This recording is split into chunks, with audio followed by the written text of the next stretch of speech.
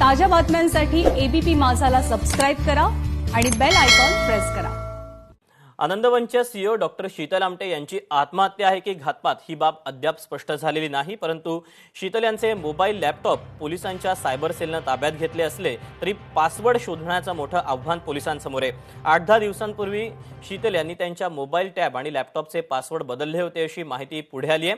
त्यात एका मोबाईलला शीतल यांनी रेटिना पासवर्ड ठेवला होता, त्यामुळे मोबाईल जोवर त्यांचे डोळे स्कॅन करणार नाहीत तोपर्यंत मोबाईल अनलॉक करणं शक्य नाही। पासवर्ड शोधण्याचे सर्व प्रयत्न निष्फळ ठरल्यानंतर पोलिसांनी मोबाईल टॅब लॅपटॉप नागपूरला पाठवल्याचं सूत्रांनी सांगितलं।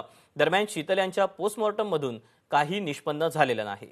याबद्दलचे अधिकचे अपडेट देण्यासाठी सारंग पांडे आपल्या सोबत आहे। सारंग, आता शीतल आमटे यांच्या आत्महत्येचा मोबाईल मधून उलगडा होणार असं बोललं जात आहे, परंतु आता हे पासवर्ड शोधण्याचं एक मोठं आव्हान पोलिसांच्या सायबर सेल समोर असेल।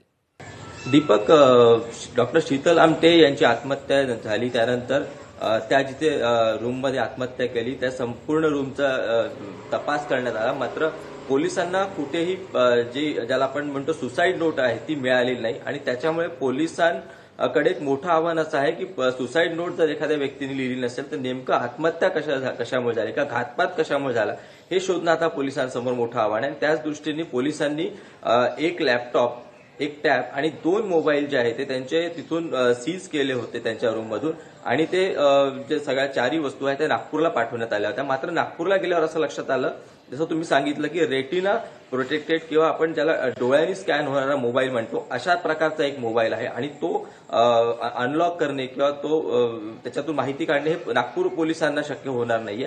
त्याच्यामुळे तो जो मोबाईल आहे आणि इतरही ज्या 3 गोष्टी आहे लॅपटॉप, टॅब आणि मोबाईल तो सगळं आता मुंबईला पाठवण्यात येणार आहे। यामध्ये अजून एक सांगितलं जातंय की जो लॅपटॉप आहे आणि जो टॅब आहे त्याच्यामधले काही जे सॉफ्टवेअर आहे ते प्रोटेक्टेड आहे, कदाचित ते सायबर सेलच्या मदतीनेच उघडता येईल, ते सुद्धा उघडून त्याच्यातला जो डाटा आहे तो काढणं सध्या पोलिसांसमोर आव्हान आहे। निश्चितच सारंग, याबद्दलचे अपडेट जाणून घेत राहू। तुर्तास धन्यवाद दिलेल्या माहितीबद्दल।